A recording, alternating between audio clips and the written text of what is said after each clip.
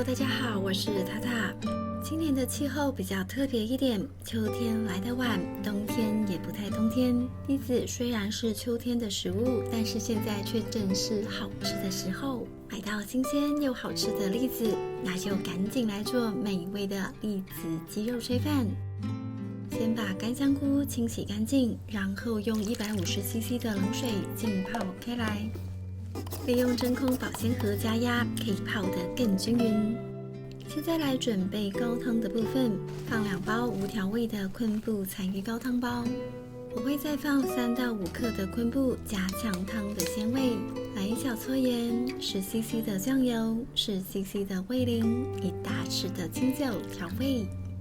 用中小火慢慢的煮，滚了之后转小火，维持小滚的状态煮12分钟左右。时间到，把汤过滤出来，放到容器里面放凉备用。我通常会一次煮多一点，这个高汤可以放在冰箱冷藏1个礼拜，这样要料理的时候就会比较方便一点。今天的炊饭我准备320克的白米，也就是2杯的米量。把米快速的放入冷水里面清洗第一遍。第一遍的洗米水会黄黄的，手伸进去会像这样灼灼的，看不见手指。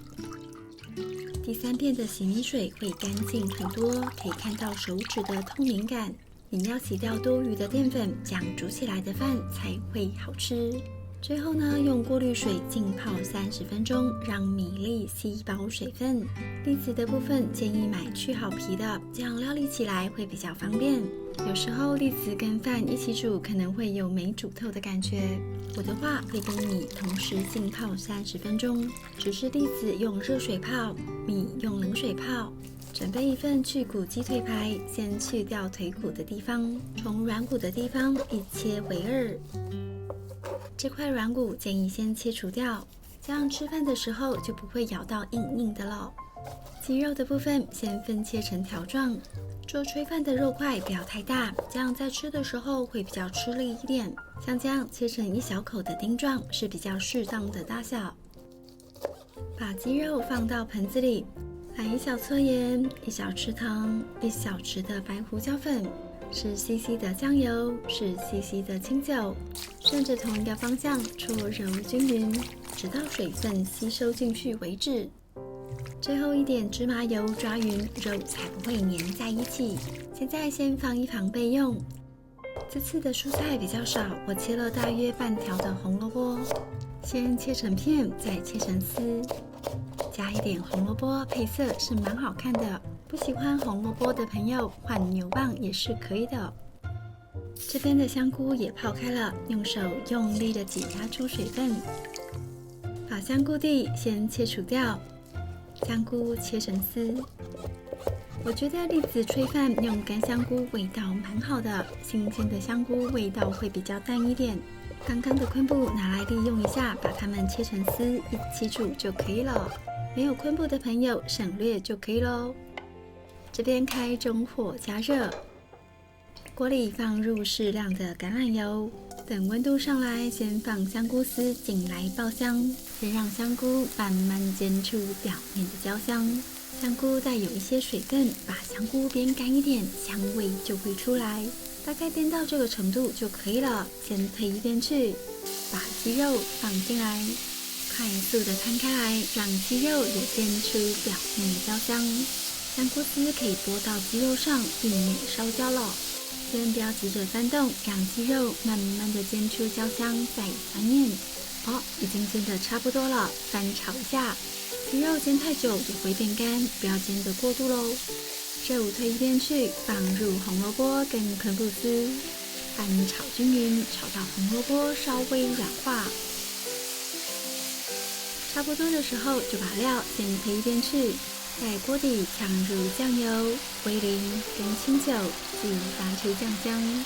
要看到酱汁像这样冒泡泡的样子，香味才会出来哦。这时候赶紧的把料跟酱汁翻炒均匀，让料充分的吸收这些酱汁。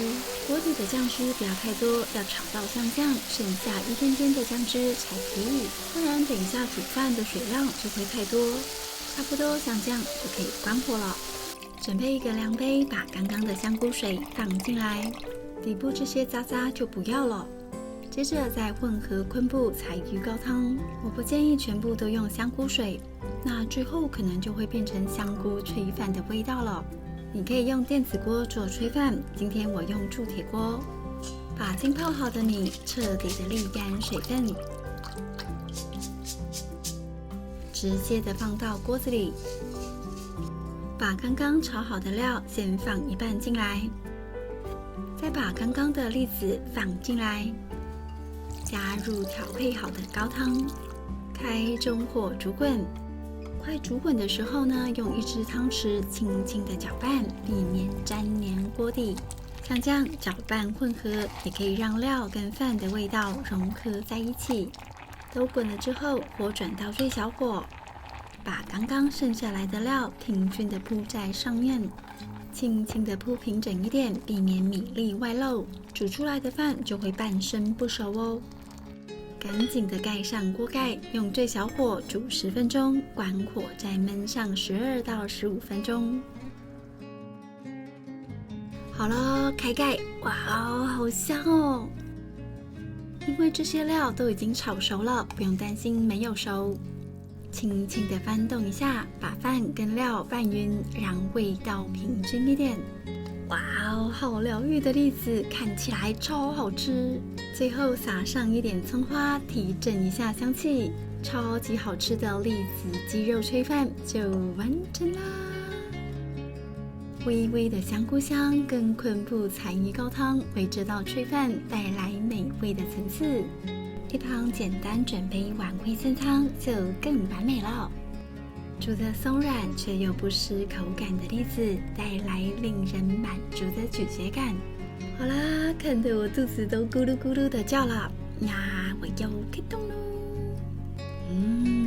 松软粒粒分明的饭，加上滑嫩的鸡肉丁，咬起来有点脆脆的栗子，好吃极了。我们全家都很喜欢吃这道，我自己也超喜欢。下次我还要再买栗子来做。好啦，今天的影片就到这里，喜欢我的分享记得帮我点赞。那我们下次再见，拜拜。